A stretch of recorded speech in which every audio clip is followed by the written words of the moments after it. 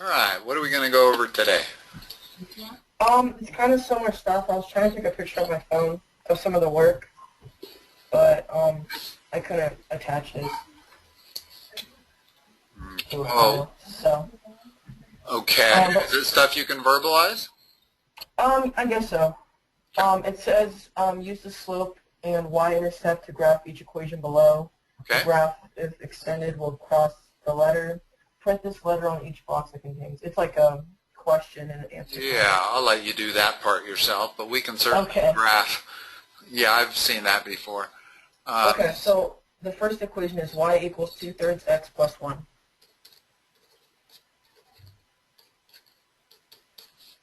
Okay, where do we start? Okay, so why don't we put a 0 in for y? Well, this function is in slope-intercept format, which is to say y equals mx plus b. Okay? B is the y-intercept. M is the slope. So actually, if we start at the y-intercept, which is 1, we know that point's on the curve, on the line. And then we just have to apply a slope. Well, to get a 2/3 slope, what do? You have to go up 2 and then over 3. Over 3 to the right. Okay. In other words, positive. Yeah, you got to end up with the right plus or minus on the slope. Okay. So that's how we graph it. If it's in y equals mx plus b format, then that's the easiest way. You only need 2 points to graph a line. And the y-intercept gives you 1 point, and the second point you get by just going up the slope and over. There's your second point. Connect the 2 lines, and you're done. Okay.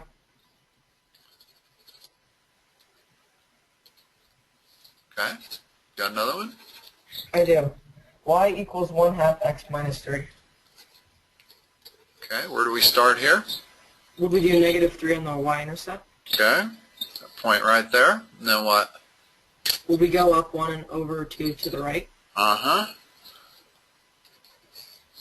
Whoops.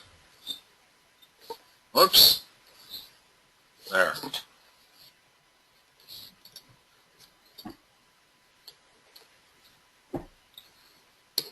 So these are going to be relatively straightforward. That's all we're going to do on any of these. Okay. You have an equation of a different format, like maybe 3x plus 2y equals 12. In other words, that's still a linear function. It's still going to be a straight line, but it's not in y equals mx plus b format. Okay. So, how about this one gives me a point, and then it gives me m, and the coordinates are -5 and 2, and then m equals 2/5. Okay. If we have 1 slope and 1 point, we can figure out the equation. Okay? Because first of all, we know that y equals 2/5 x plus some b, which we don't know yet. Right? Right. Well, if we want to figure out what b is, let's take our point, -5, 2, and plug it in for y and x, and that will allow us to solve for b. Okay. Okay, so what would I write next? Would you do -2 equals 2/5? Okay, it's +2, right? Oh, right, my bad, I'm sorry. 2 equals 2/5 times -5 plus b. Yeah. Okay. Now let's do that math. Do that. What's that equal to? Okay, that's 2. -2. Okay. So we got -2 plus b. So b equals what? b equals 4, sorry. It's all right. Okay, so now we have just what we had on the previous problem. In fact, we know what our equation is. Our equation is y equals 2/5 x plus 4. And does she want you to graph it also? No, we need to use the Okay. equation. Okay, this is just come up with the equation. Okay. Yeah. All right. So we can come up with the equation when we have 1 point and slope. Okay. They're also going to give you 2 points and ask you to come up with that equation. But we can go through in whatever order you have them in. What do you have next? Okay. Next is they give us the coordinate in the M2, which is the coordinates are -6 and -1, and then M equals -4. Okay. So tell me what to write next. Okay, so it would be y equals -4x plus b. Okay. Then we do -1 equals -4 times -6 plus b. Yep. Now what? Okay, do 4 times 6, which is 24. -24. No, yes, because the positive, sorry. Positive 24, right? Plus b. Okay. And then you would subtract 24. Okay. And then you would get 25 on the other side, so -25 equals b. Okay. So our equation is y equal -4x minus 25. Okay. Okay. Good. I think you got those figured out. When you give 1 point and a slope.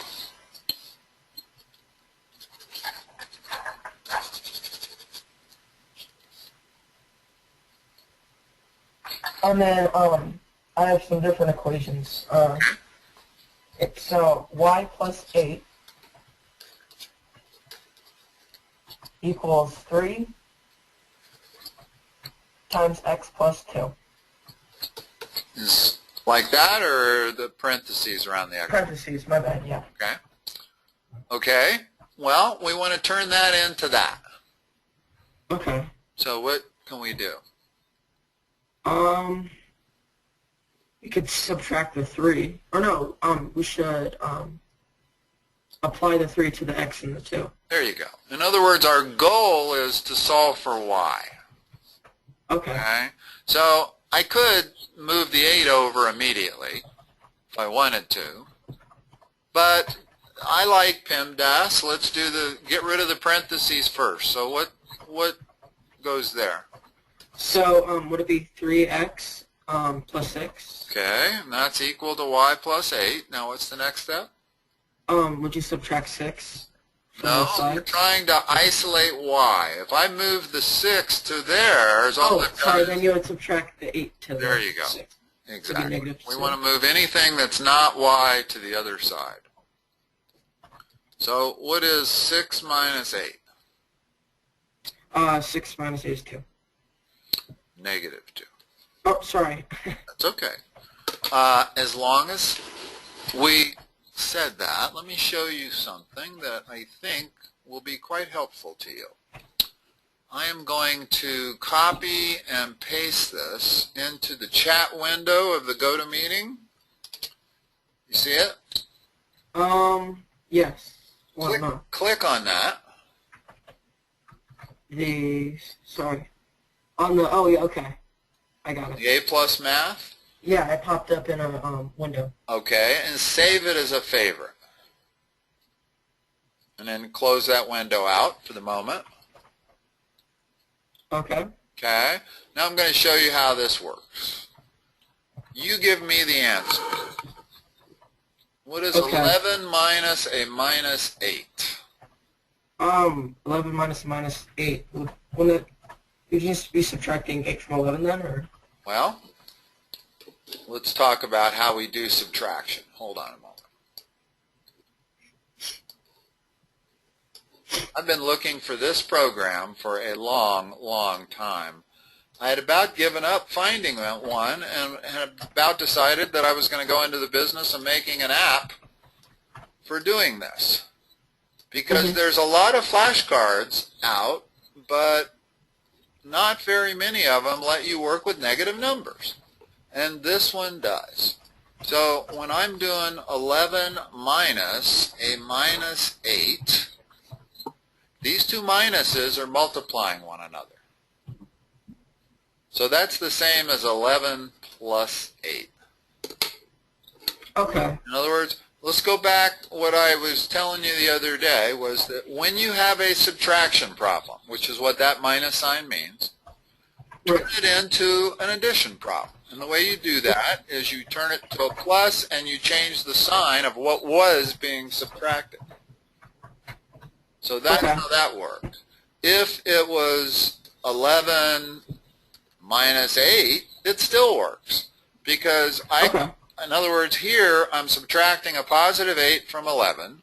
Well, instead I'm going to add a negative 8 to 11. And now this is done by subtracting the two numbers and putting the sign of the bigger number. So that's 3, which is the same as 11 minus 8. When it's as straightforward as something like 11 minus 8, we don't need to do anything special.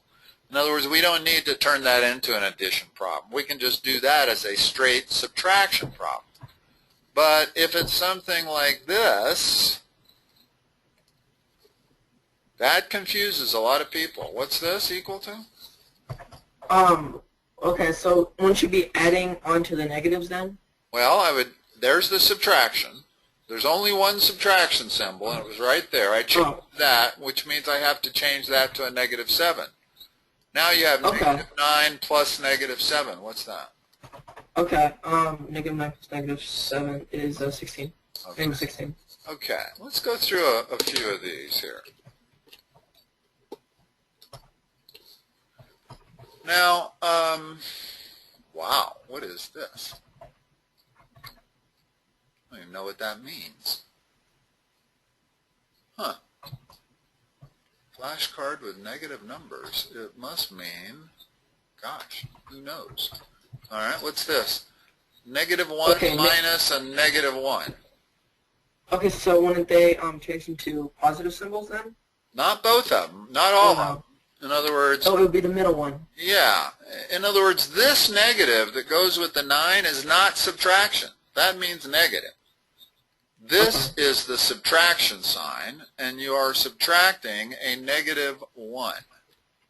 So if we turn the subtraction into addition, then we change the sign there. Now it's just an addition problem. We're adding minus 9 to plus 1. What do we get? 8. Negative 8. Negative 8.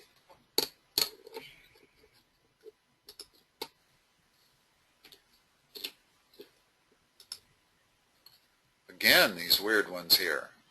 Oh, that's division. That's what they're trying to say. What's 55 divided by 11? Minus 11. 5. Or negative 5, would it be? Negative 5. 6 minus 5? Is 1. Minus 5 times 11. Negative 55. Good. Would that be negative 12? No. No. We're adding... Oh, no, I'm sorry. Negative 2. Okay. We're adding a negative number to a positive number. Right. I thought there's a negative. That's all right. Okay. Negative 4. Uh-huh. Now, what do you suppose would happen if you spent 5 minutes a day doing this for the next 2 weeks? You'd be really quick and... You'd be really good. Your math skills would shoot up. So rather than doing this in our tutoring time, this is something you can do on your own. It's not that helpful for me to do it. Well, it is initially, just to give you how to go about doing it. What's this?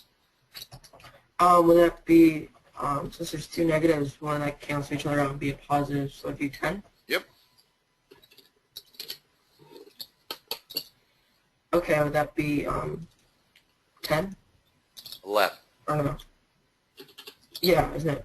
Oh, 11, okay. My bad. It's all right. Okay, negative, negative 1? Good. Or No, that's right. Okay. To be -2. Good. Or, Yeah, no, don't question yourself. The way to learn okay. this is to have confidence. In other words, don't say, would that be -6? Just Okay. say, that's -6. And if you're wrong, Okay. you're wrong. You know, that the purpose of these is to get you so you're perfect. And Okay. doing these for any period of time regularly will definitely do that. And it'll take care of a lot of the difficulties that I see you're having. Because I think you get the algebra. Okay. You get the algebra. It's the arithmetic that's giving you difficulties. Okay. Right. What else you got? Okay. I have y plus 1 equals 2/3, and then in parentheses x minus 12. Okay. This is actually in a format that has a name. This is called point slope format. Have you studied that? Not really. Okay. Yeah, I don't know. Not everybody gets to point slope. Everybody does y equal mx plus b, which is slope intercept. Point slope is a different format, but you can take the same exact equation and put it into either format. So what's the first step here? Okay, would you apply 2/3 to x and 12? Yeah. -12, I'm sorry. Yes. You would distribute the 2/3. What's 2/3 times -12? Would it be, no, would it be 2? No. No. Here, let's see how we're going to do this. First of all, I could multiply straight across. So I would have -24/8. Excuse me, -24/3, right? Right. That's equal to -8. But that's not Okay. that's not the best way to do it. I mean, the best way to do it is to simplify first. What is 12/3 equal to? 12/3 is 4. Right, because I'm going to divide the bottom by 3 and the top by 3. It turns into 4/1. Now, when I multiply, I get immediately -8. And notice I never had a number bigger than 12. Whereas the first time I did it, I had a big number, -24/3.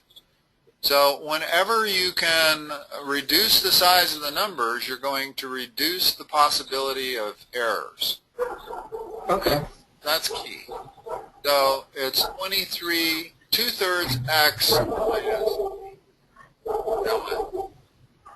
Okay. Wouldn't you subtract the 1 on both sides? Okay. So just read the next line to me.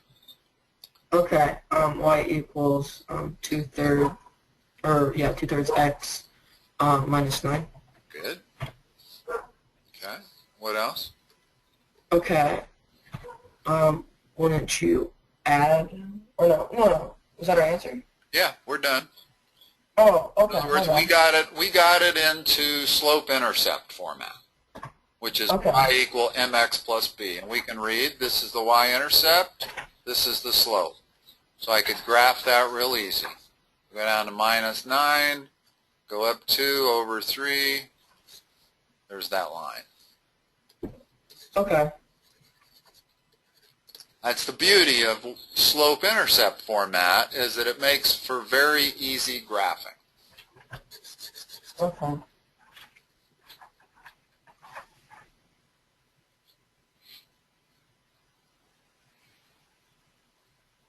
Got another one? Yeah, sorry. So there's this one that says we have to come up with an equation, and they give us the slope, and they give us the coordinate, and the slope is 0, and the coordinate is 3 and 11. What's a zero slope mean? It's at the middle of the graph. It's a horizontal line. Mm-hmm. In other words, if I want to put this in y equal mx plus b format, I can do it.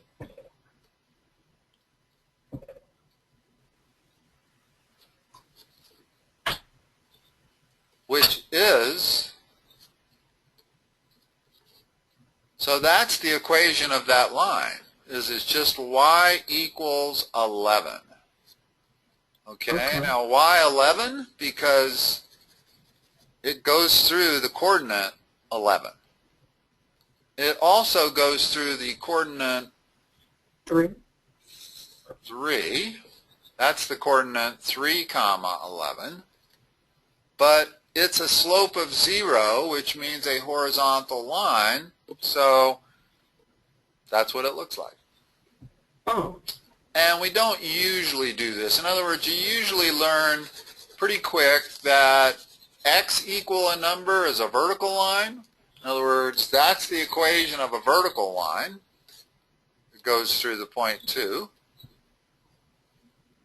And the equation of a horizontal line, y equal 3, is that.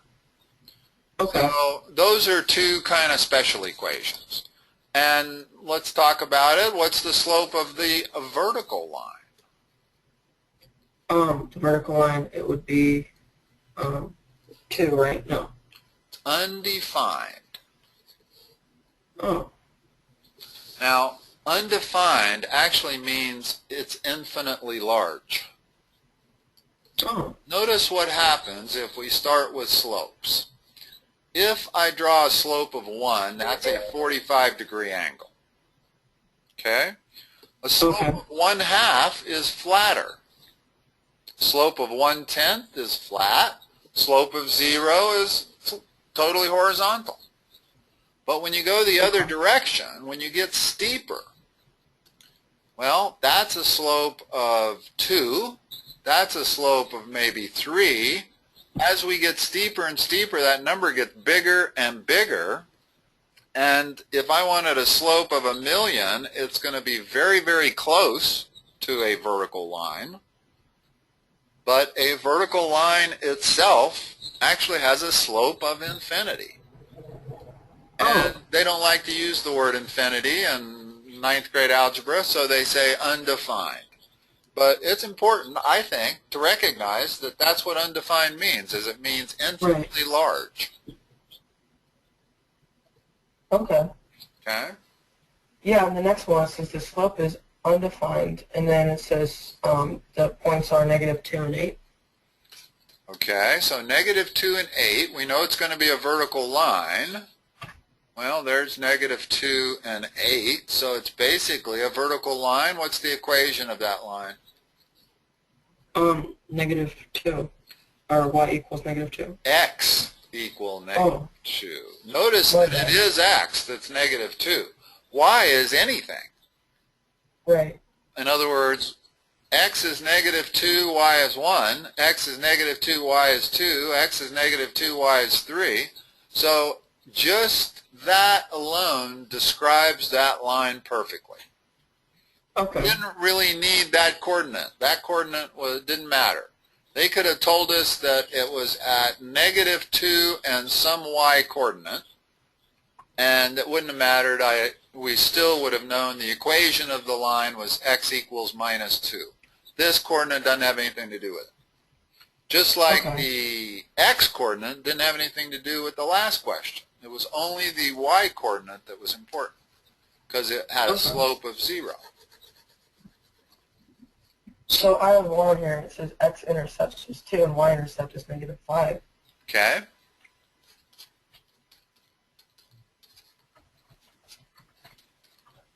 -5? Yes.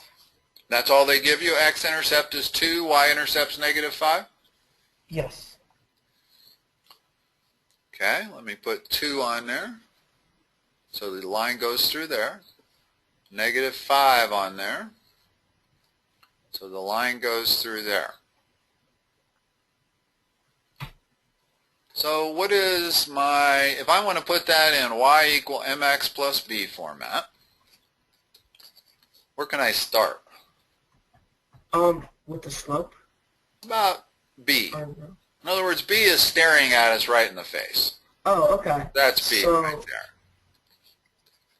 So it's y equals some slope -5.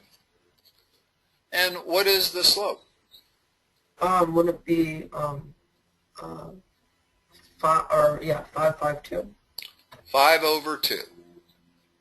In other words, I have to go up 5 and to the right 2. And I can see that that is a positive slope, so that has to be 5 halves. And I don't look at that sign. I don't care that that says minus 5. I only care that I'm looking at a positive slope line. Okay. Which means I have to go up and over to the right, or down and over to the left.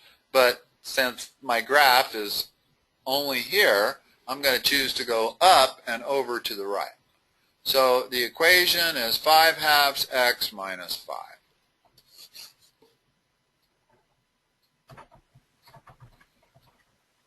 Okay. If the 2, if the x was negative, would the slope be negative? Yeah. In other words, Okay. if that was over here at negative 2, and I connect those two, now I can see that I have a negative slope. It's still 5 halves, but it's negative 5 halves. Okay. Okay? And it's not because of these negative signs here. Don't really pay any attention to those. It's how many up do I have to go to get to the x-intercept? I got to go up 5. I got to go 2 over. So it's a slope of 5 halves, and now we just have to figure out whether it's positive or negative. Well, I can see that that's negative.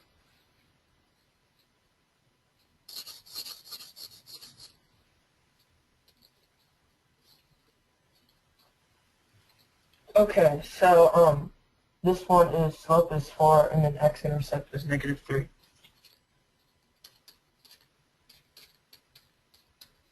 Okay, we're going to do a similar thing as we normally do, which is what? Plot the only point we know, which is what? Negative 3 on x. Okay. Now let's use our slope to find the next point. So it'll be 4 over 1, right? It's rise over run. So it'll be 4 up, 1 over. Yes. 1, 2, 3, 4, 1. We can see it's positive, so it's got to be up 4 over to the right 1. So why does it go over to the right 1? Because slope is rise over run. So in our case, it's 4 divided by 1, because the slope was 4. Okay. Now, it goes to the right because it has to go to the right for it to be positive. If I had gone up 4 and to the left 1, I'd ended up with a negative slope. Okay. Okay, let's talk about slopes. Make sure you recognize the sign on all slopes. Tell me what these slopes are. Just positive or negative? Okay. Will that be positive? Yep.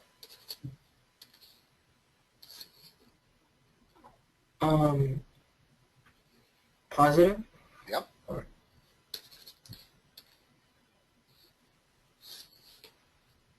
negative? Right. In other words, anything that goes from upper left to lower right is negative. Anything that goes from lower left to upper right is positive. And the ones in the middle, the horizontal line is 0, and the vertical line is undefined. Okay. Okay? All right. What's the next one you have? Negative 4 and 7 are 2 different points. So negative 4 and 7, and then negative 4 and negative 9. Okay. Let's graph these. This is another one that you can figure out the equation of this line. Why? Well, first of all, we can figure out slope, right? We have 2 points. Right. Once we've figured out slope, now we can go back and use the method we used when we had slope and 1 point. Okay. And that's all there is to it. In other words, I'm going to go to negative 4 up to 7. There's my first point. I'm going to go negative 4 down to 9. There's my second point. Connect So those two. That looks like a vertical line. What is the equation of that vertical line? -4, y equals -4. It's x. Oh, my bad. I'm sorry. That's okay. Most people make that same exact mistake always until they get over, until they learn it. Right. So it's a natural mistake to make. Yeah, because I always thought it was parallel to y, so. Right. But notice that it's x equal -4 because that's what it is right there. X equals -4. Okay. If anything, y would be 0 there. But then up here, y is 7, and down here, y is -9. So y is all over the board, but x is -4 everywhere on that line. Okay. That's why the equation is that. Okay. Okay. So that was actually a pretty easy one. That's not a typical one where they give you 2 points. You got any others like that? Yeah, another one. It's -2 and 3, and then 24 and 3. Okay, that's not typical either because that's got the same y values. In other words, -2 and 3 is right there, and 24 and 3 is right there. That is a horizontal line going through that intercept. What's the equation of that line? Y equals 3. There you go. Okay. You have any that have 2 points that aren't horizontal or vertical lines, so we can show you how to do that. I can make I it don't. if you want, but Yeah, can you do that? sure, easy.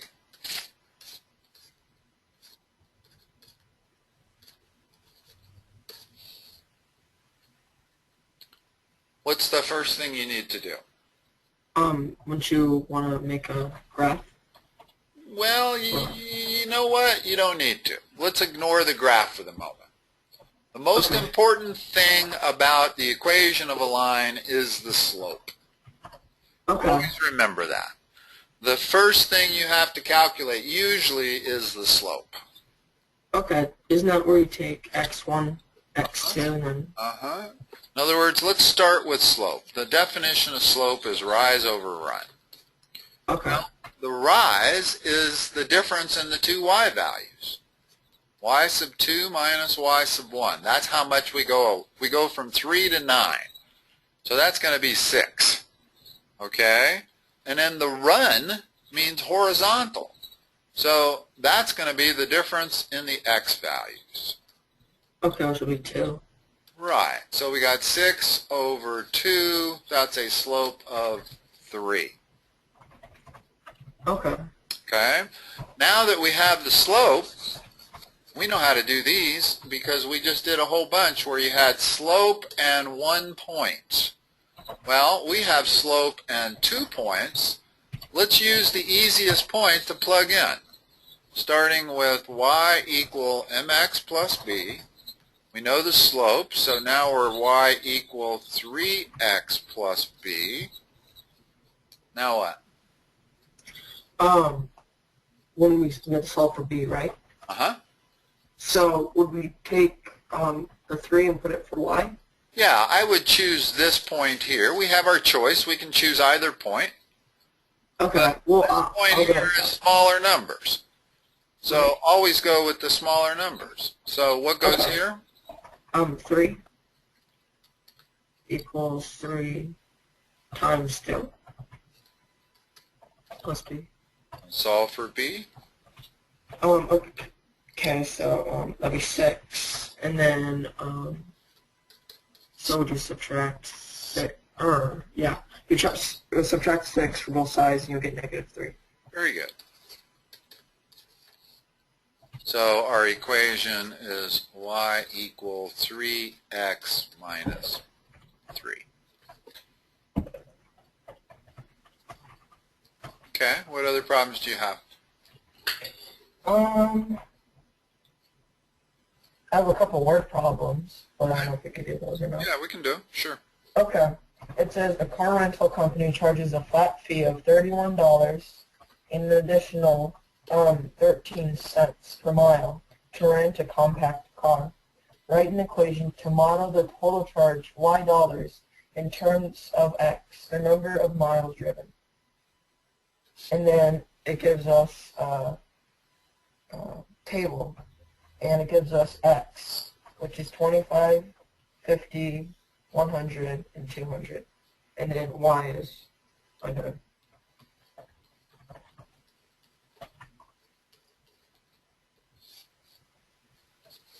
Okay, let's do the math. First of all, let's come up with the equation. The total charge we're going to call C. $31 plus 13 cents a mile. Well, we need a variable, right? We need, what is our variable going to be? How about x? And what does x equal? The number of miles. It's always the best way to start out a word problem is to define your variable. That's the most important thing. Once you define your variable and say what it is, now it's pretty easy to do the rest. So what's my equation going to be for the cost? Okay, cost equals $31.13. No, $31 is their flat cost. When you walk in the door and rent that car, you're paying at least $31. Plus 13 cents for every mile you drive. So plus what? 0.13. 0.13 times x, because x is the number of miles you drive. Okay. Notice that that is in y equals mx plus b. That's the same as 0.13x plus 31. So if we were going to graph it, that would be our y-intercept, and that would be our slope. So would we plug in 25 for x then? Yeah, exactly. Now that we have our equation for total charge, and let's make that a c instead of a y. So what is 0.13 times, you might want a calculator for this. Do you have one handy? Okay. Yeah, I do. I have one right now. Go ahead and do that on a calculator. Those aren't the kind of calculations that I or anybody else should expect you to be able to do manually. If you have a calculator, you should use it on 2-digit times 2 digits. 1 digit times 1 digit, I would think you would be better off always doing that in your head. Because it strengthens your head. Well, it's not that so much. It's that the higher up you go in math, you're going to have problems that require like 15 different calculations to do a problem. And they're all very, very simple calculations. They're all 1-digit calculations, adding or subtracting positive and negative numbers. That's just something you have to do so frequently in math that if you have to depend on a calculator, you're going to be slowed down by a factor of 3 minimum. And if you don't have a calculator, you're going to be dead. So you always want to be able to do 1-digit numbers, multiplication and division. Now, by division, I mean if you have to know that 8 times 9 is 72, then you have to know that 72 divided by 8 is 9. So when it comes to division, you want to know the double digit divided by single digit. But for multiplication, if you know single digit by single digit, you're going to be in good shape, assuming you know how to add and subtract positive and negative numbers. So we want 0.13 times 25 for our table. What's that number? 3.25. 3.25? No. Is that what you said? 3.25? Okay. Yes. Plus 31, so that's 34.25. In other words, I can do that in my head. I don't need a calculator to do that. Right. Okay. Okay? Now, when I plug in 50 for x, there is kind of an easier way to do that. I don't need the calculator for that. I know that that's 6.5. Why? Because it's going to be half of 13. Notice that multiplying by 50 is kind of the same as multiplying by 0.5, which is 1/2. So is all I need to know is the size of the number. Well, I know that it's 6.5 plus 31 is 37.5. And then multiplying by 100 is really easy. What's 0.13 times 100? You just add a zero, so you'll move the decimal points 2 places. Oh, so then would it be 13.0? Yes, exactly, 13. 13 plus 31 is 44. And 200 is pretty easy because it's just twice what 100 was. So if 100 was 13, 200 must be 26. So 26 plus 31 is 57. Okay. Notice that I didn't use a calculator in any of these last three, and I didn't need it, and it would have just slowed me down. It would have caused me to lose focus because I would have had to focus on the calculator. It's just if you can get so you can do those in your head, you are going to be much better off. Just trust me. It's I'm a little different than you. When I was taught math, we didn't have calculators, so there was no relying on calculators.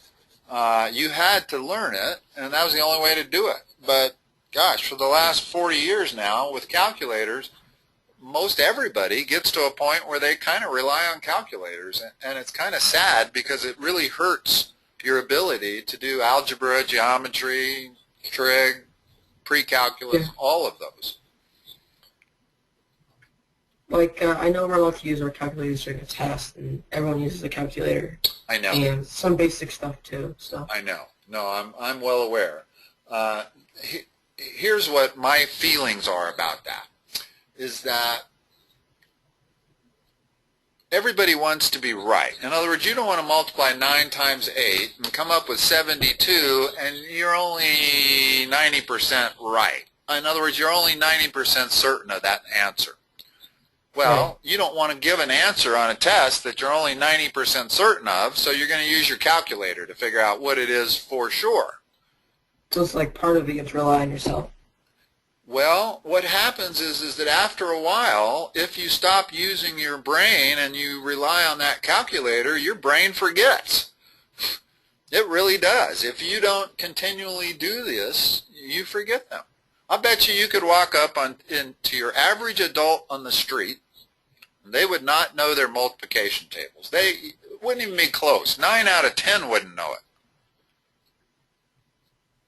And I'm dead serious.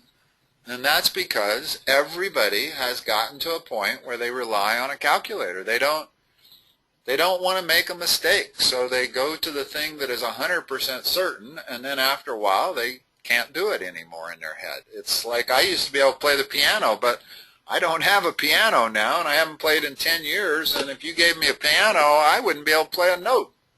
I mean, I could find a note, but I certainly couldn't play any of the songs that I used to play. All right.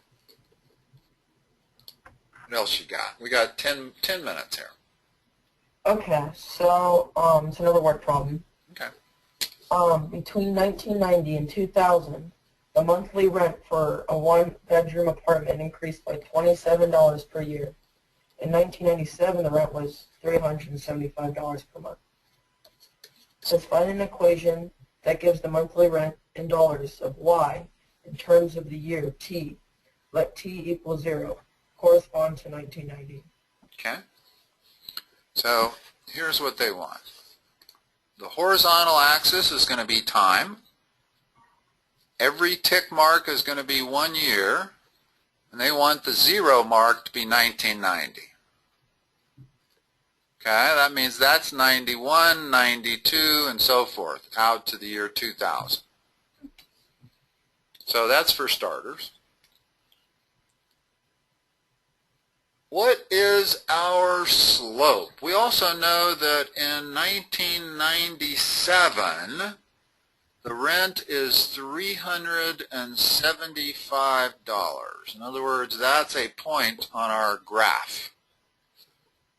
Okay. And we know it's increasing. By how much? Sorry. It's $375 per month. It's increasing by $27 per year, right? Yes, my bad. Okay, so what would it be? Okay. So what would it be in 1998? 1998. In other words, if it's $375 in 1997, what is it in 1998? The 54 plus 300. Well, it would be this plus 27, right? It goes up by 27 a year? Oh, yes. Okay, so go to 402. Oh, okay, my bad. I thought it was 1996. Yeah, so that would be 402. Okay, so I got 2 points on a graph now. Well, So you can finish. Yeah, I didn't graph it very well. Here, let me graph it slightly different. We know it's up just a hair, right? Okay, now if I graph it, I do intersect the y-axis, which I wanted to make sure I did. But we don't know where this is yet. What was their question? They want to know what the rent will be when? It's in 1990. No. Read the whole question again. It said between 1990 and 2000, the monthly rent for a one-home bedroom apartment increased by $27 per year. Okay. In 1997, the rent was $375 per month. Find an equation that gives the monthly rent in dollars, y, in terms of the year t. Let t equal 0 correspond to 1990. Okay. So we need to come up with this equation. In order to come up with that equation, we need that. Well, how can we figure out what that is? We know the slope on this line is 27. In other words, I got to go up 27 per year, right? Right. So if I go back to try to figure out where I'm going to cross in 1990, how much do I have to subtract from 375? Here, let me erase the 402 because we don't need that number. 75, right? Well, no. Every year I've got to drop $27 if I'm going backwards. If I'm going to the right, every year I got to go up $27. So this would be, 1996 would be $27 subtracted from 375. 1995 would be another 27 subtracted. So for me to get all the way back to 1990, I got to subtract 7 times 27. You see why? Yeah, because every single time is. Yeah, there are 7 years between 1990 and 1997. If it's changing by $27 per year, then it must have changed by $189 between 1990 and 1997.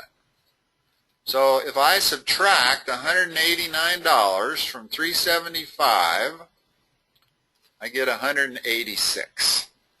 So this is 186 is where it crossed the y-axis. And that now makes a lot of sense because if it was 186 then, well, 7 years later, increasing at 27 per year, it's going to get up to 375 in 1997. And now we have enough to write the equation.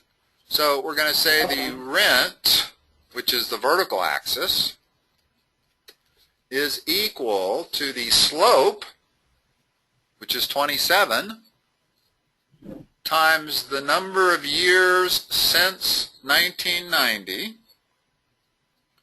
plus the y-intercept, which is what? Was 189. 186, I think. Or 186, I'm sorry. That's all right, 186. So there's our equation, okay? In other words, I could write it this way, but it's better to write it in terms of what these things mean. Well, the rent at any given time is equal to 27, and I'm going to use t, plus 186. So there's what they're looking for. And then you could figure out, well, what will the rent be in 2005? Well, that is 15 years after 1990. So I would multiply 15 times 27 and add it to 186. So once you come up with the equation of this line, it allows you to make a prediction as to what the rent is in any year you want. Okay. In fact, I'm surprised there's not a part C to that question, like what will the rent be in 2000? There is. It says determine the rent for 1999. Okay, for 1999. So how are we going to do that? So what do we put in? We would just 27 Times what? 2. T Right? is the number of years since 1990. Oh, okay. So, okay. So what is Now, 186. 186. Hold on. We're trying to figure out what the rent's going to be in 1999. So that means T is what? It's the time, right? It's the number of years since 1990. 1990. Okay. So in 1999, how many years have passed? 9. Okay, so T is 9 plus 186. So whatever 9 times 27 is, added to 186, that's going to be the rent. Now, there's actually a little quicker way to do it. Notice that 1999 is over 2 years, and I knew this was 375, and I know it goes up by 27 per year, so it's got to go up $54 in 2 years. Well, if I add 54 to that, I get 429. There's your rent in 1999. Okay. But it's probably better to use the formula, because once you come up with that equation, it's important that you know what the variables mean. In other words, you need to know that T represents the years since 1990. It isn't 1999. I wouldn't get the right answer if I plugged in 1999 there. Okay. All right? Okay, it's 5, so let's call it a session. Awesome. Yeah, and I would encourage you, Connor, to go to this A plus math, and play around with that a little bit. It's kind of fun a little bit, actually. I mean, if you enjoy games, just see how good you can get. By good, I mean you want to be getting 10 out of 10 when you do them. And how quick you can do them. Speed is a factor in math. It's not only good, you want to be good, but you want to be quick also. If it takes you 30 seconds to do, it's not going to do you any good. Right. So that site will help you improve your speed and your accuracy by a lot. Okay. Okay? Awesome. Thank you so much. Next time. Bye-bye. Okay. Bye-bye.